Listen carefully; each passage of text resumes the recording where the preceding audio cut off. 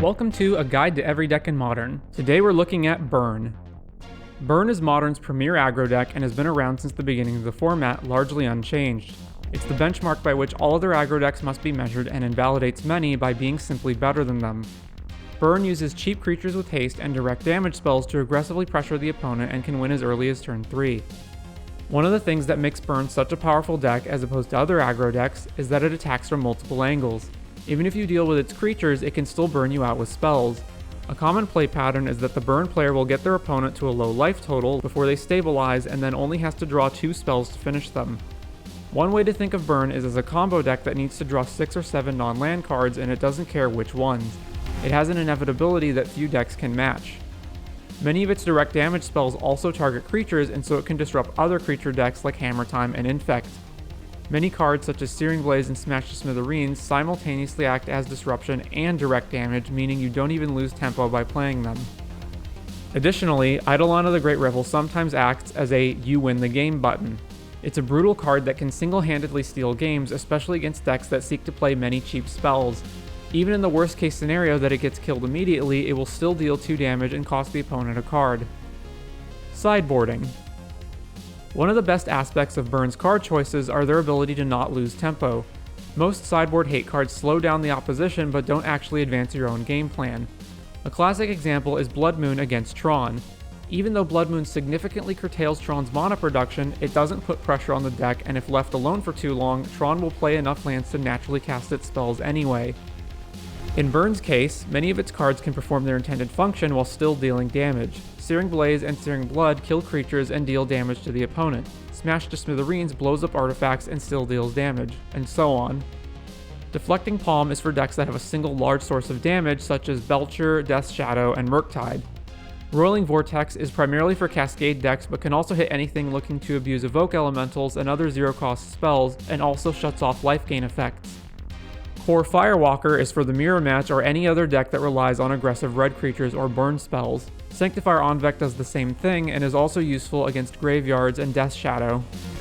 Many burn players don't put Blood Moon in their deck lists, and frankly I don't understand why not. It's crippling to many decks, gives you yet another angle of attack, and very few of your own main deck cards require non-red colors. Cards to take out are potentially some number of the least efficient burn spells as well as creatures if the opponent is well suited to beating them. Eidolon if it would prove detrimental against other aggro decks, and Searing Blaze if the opponent runs either no creatures or creatures that are too big for it to kill. How to beat it. The decks most suited to face Burn are those that can either race it, like combo decks, or that have a combination of cheap answers to its threats and which can present a clock. The sideboards of many decks are uniquely ill-suited to combat Burn specifically. The best cards against Burn are Life Gain, which tend to be bad and useless against most other decks. Even Chalice of the Void, though good, isn't lights out for Burn since it has enough cards that cost 2 or 3 to get around it. Speaking more about life gain and hate cards, most linear decks with a narrow game plan tend to get hard hated out by sideboard cards. Dredge loses to graveyard hate, Affinity to artifact hate, and Tron to land hate, and so on. And importantly, the sideboard cards that are good against those decks are also good against other decks. Dredge isn't the only graveyard deck. But life gain cards are the only targeted hate for Burn and aren't good against anything else. The best cards tend to be those that are already good but which also have the side effect of messing with Burn's game plan, such as Omnath's ability to gain 4 life, or which counteract at least 2 of Burn's spells, that is, they gain 6 or more life, such as Blossoming Calm. The deck's weakest play pattern is running out of gas as the game progresses. Some players have experimented with card draw like Light Up the Stage or Dragon's Rage Channeler as a way to fix draws later on. Other players insist creatures that lack haste are unsuited to the deck, except for Eidolon. On a polarizing personal note, I dislike Burn more than any other deck in any format. It's hard to fight, especially since life gain cards tend to suck. Eidolon is often a 2-mana game over, and it's the deck that tends to most punish new decks and experimental brews. Again, stressing personal opinion, I think it's fundamentally unfair and on par with that respect with a deck like Neobrand.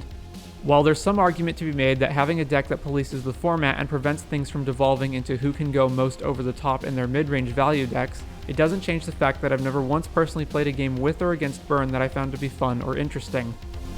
Speaking on a positive note, Burn is a fairly newbie-friendly deck. While there are some choices to make, they're mostly just knowing when to point a Burn spell at a creature or face, and even inexperienced players can stumble their way into a win.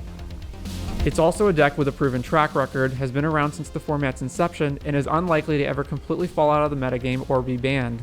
It's one of few decks that make a good entry point into the format both skill-wise and from a financial standpoint, being a deck likely to stick around. Tips and tricks. Skullcrack makes damage unpreventable, including to creatures with protection from red, such as Sanctifier Onvek. You can't cast Searing Blaze if your opponent doesn't control a creature. If you have 2 blazes and your opponent only has 1 creature, you can cast a blaze and hold priority to cast the second one before the creature dies.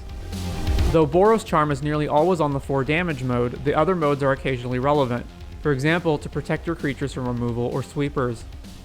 Deflecting Palm doesn't target, so you can use it against things with hexproof, protection, etc.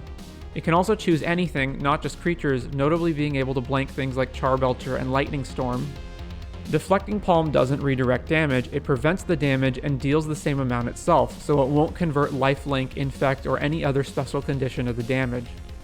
There will be times when you're on the back foot in a damage race. If your life total is low, make sure not to lock yourself out with your own Eidolon. Remember that Eidolon is an enchantment and can thus be killed by things that kill them.